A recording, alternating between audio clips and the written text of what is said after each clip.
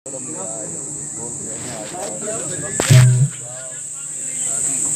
को उठा लिया है गोद में और कहने लगी, बेटा अरे मुझे ये नहीं मालूम था ये दिन देखने को मिलेंगे। और कह रही है रानी, आरे चैत गर्भ में रहो, नींद भरी सोयो रे काय आमे।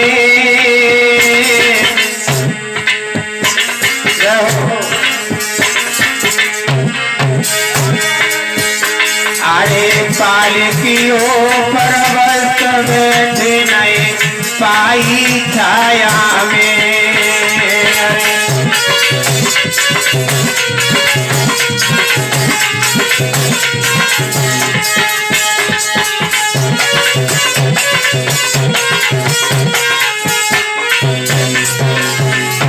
बेटा बोल सुना दो मेरे लाल। अरे कोप करे परमेश्वर रूठे बेटा, अरे कोप करे परमेश्वर रूठे। अरे राजपाठ चल लो आए हमन काशी में लूटे बेटा।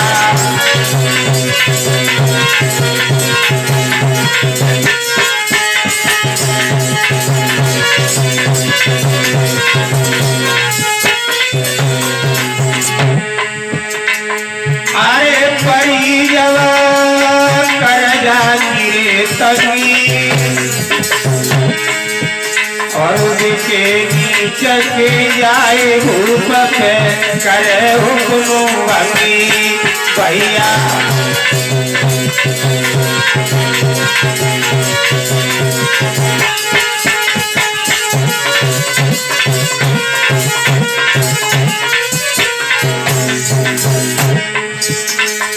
अरे कर्म गति करे नहीं करे, और भाई राजा हरिचंद्र आजू भक्ति घर नीर भरे भैया।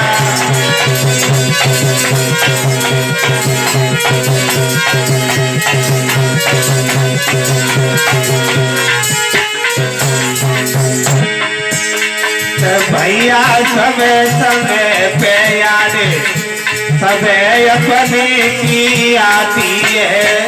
भैया समय समय पे यादें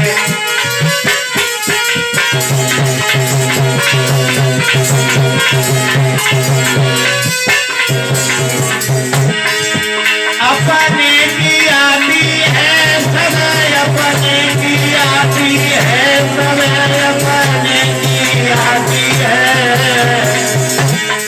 भैया समय समय पे याद समय अपने की आती है।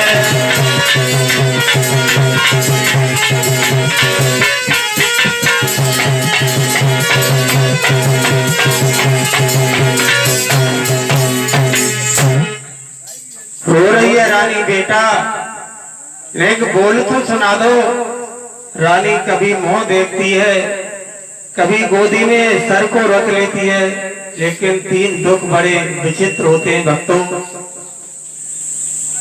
पुत्र मरण भैया पुत्र, नारी हरण भैया मरण, पुत्र शोक और नारी।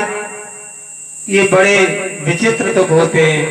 पुत्र मर जाए, नारी का मरण हो जाए या हरण हो जाए, एक ही बात है। या किसी की भूमि कोई ले ले तो आदमी को ये दुख झकझोर देते हैं। उसी समय विश्वामित्र कहने लगे, अरे क्यों पागल हो गई हो, दुनिया आनी जानी है, इसे सर्प ने खा लिया है, इसकी लाश फट जाएगी। उसी समय रानी ने अपने कलेजे से लगा लिया है पुत्र को, कहने लगी, बेटा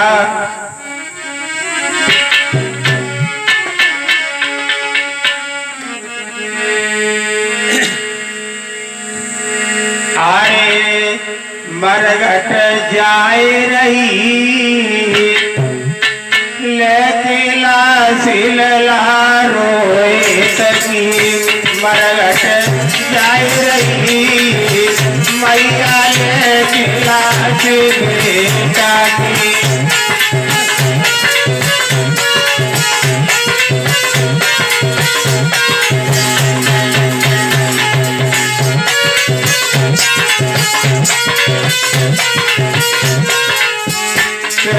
बेटा अच्छा पति ने सत्य का साथ निभाया, पति भी अलग हो गए, तू भी मुझे छोड़ के चला गया, अब मैं किसके सहारे जीऊंगी बेटा। मरघट जाए रही मैया ले खिलास बेटा की मरघट।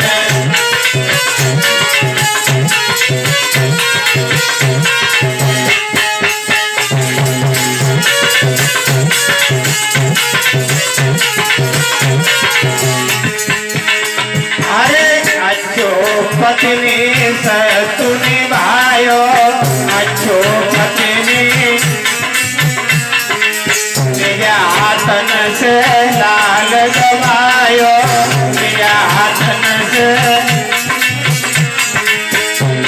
चेतन रज जारी रही लेखला सिलला रोए सकी मरघट।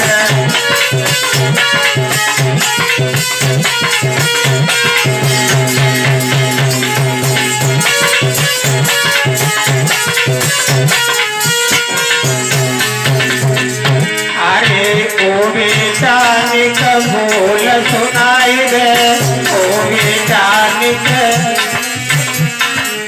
कापन मारो लला बताई दे कापन मारो किस्मत भूख गई लेखला सिललाय अपने की मरघट।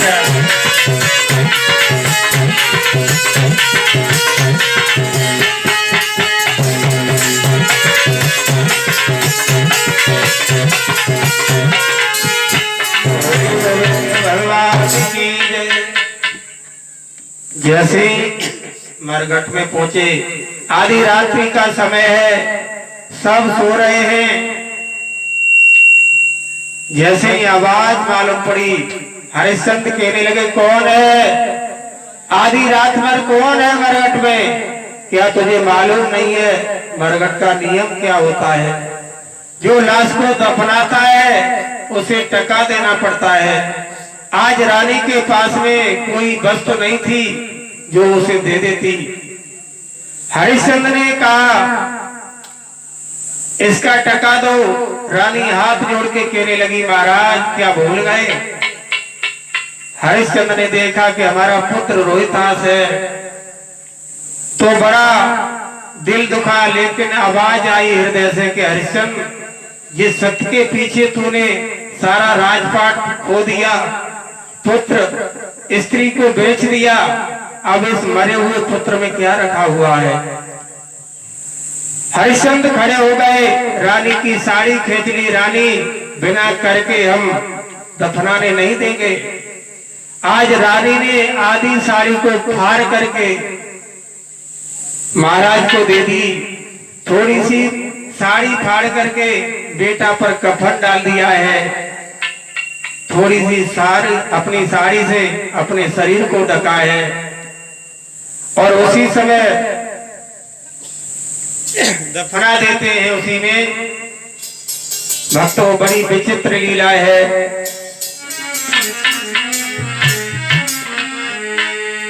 अरे बलिहारी बलिहारी समय की बलिहारी, अरे बलिहारी बलिहारी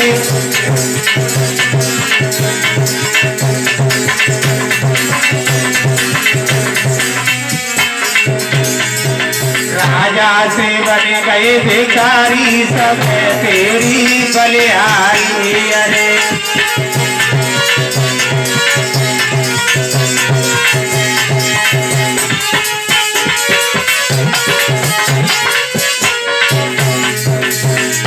अरे समय बिगड़ गो पसुता को समय बिगड़ गो। अरे फेंकी दुष्ट ने सारी समय की बलिहारी।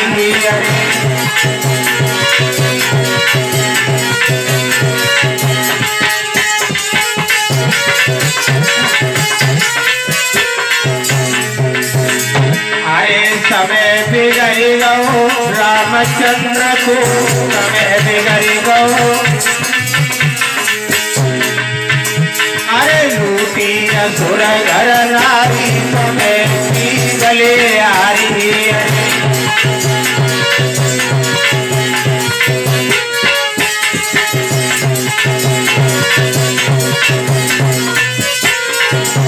अरे राजा से बन गए भिखारी समय की बलिहारी भैया।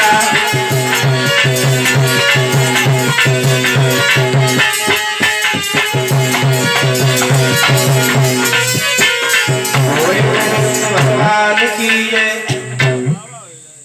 उसी समय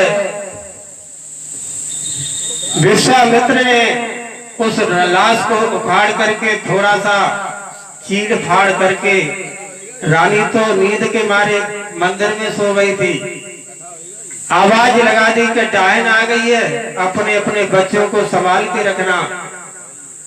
कालू ने उसी समय हरिश्चंद्र को बुलाया, बोले तलवार लेकर के उस डायन का वध कर दो। रानी को जैसे ही सोता हुआ देखा है, हरिश्चंद्र ने बाल पकड़ के खड़ा कर दिया। कहने लगी तारा तुम ही डायन बनी हुई हो।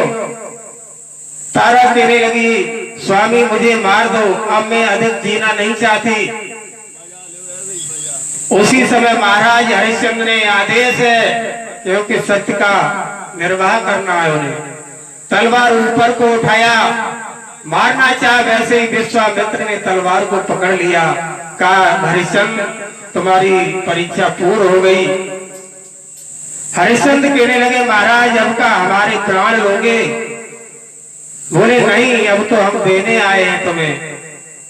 बोले अब क्या दोगे, हमारा राज चला गया, हमारा पुत्र चला गया, हमारी रानी भी जाने वाली है। बोले नहीं आवाज लगाओ तुम। जैसे ही आवाज लगाई है तो पुत्र और रानी तीनों इकट्ठे हो जाते। बोलिए गोविंद भगवान की जय। तो समय होता है, कभी सूर्य निकलते हैं तो लाल होते हैं और कभी इतना तेज हो जाता है और कभी रात्रि हो जाती है। कथा तो लंबी है लेकिन आगे और देखने में, तो इसलिए समय किसी का एक सा नहीं रहता है। कभी सर्दी कभी गर्मी, ये कुदरत के नजारे हैं। प्यासे वो भी रह जाते हैं जो दरियाए के किनारे हैं। जिसे लालच होता है, जिसके हृदय में इच्छा होती है, उसे तो ज्ञान की प्राप्ति होती है, और जिसे इच्छा होती है कि मुझे भगवान की प्राप्ति करनी है, उसे भगवान की प्राप्ति होती है। बोलिए गोविंद भगवान की जय। नहीं के वंश में आगे चल के गंगा जी आई थी, लेकिन एक कथा पीछे की छूटी हुई है। ध्रुव के वंश में महाराज अंग हुए थे और बड़े प्रतापी राजा थे। एक बार घोड़ा पर चढ़ के शिकार खेलने के लिए गए थे, तो इनका घोड़ा इतना स्पीड से भाग रहा था कि हिरण तो एक झाड़ी से होकर के निकल गया, लेकिन इनका घोड़ा सिकुड़ के निकला, लेकिन महाराज जमीन पर गिर पड़े, लहूलुहान हो गए। शाम को जब नौकर गए तो उठा के लाए। महाराज बोले क्या हुआ है? बोले हमारा घोड़े ने मुझे डाल दिया। तब से रानी इतना प्रेम करने लगी, उनके पुत्र इतना प्रेम करने लगे कि रानी बोली कहीं भी घूम के आओ, लेकिन शाम को टाइम से घर आ जाएगा, आओ करो। उसी समय दोबारा जब गए तो 100 वर्ष के महात्मा कथा कह रहे थे, और जब कथा कह रहे तो महाराज ने घोड़े को खड़ा कर दिया उसी समय सब पब्लिक देखने लगी। कोई कहता है घोड़ा 3 लाख का होगा, कोई कहता है मुकुट सोने का होगा। उसी समय महात्मा कहने लगे, राजन या तो कथा में बैठ जाओ या यहाँ से चले जाओ। महाराज बोले, महाराज कथा तो हम सुनते, लेकिन हमारी बड़ी व्यथा है। हमारी पत्नी पतिव्रता है, पुत्र बहुत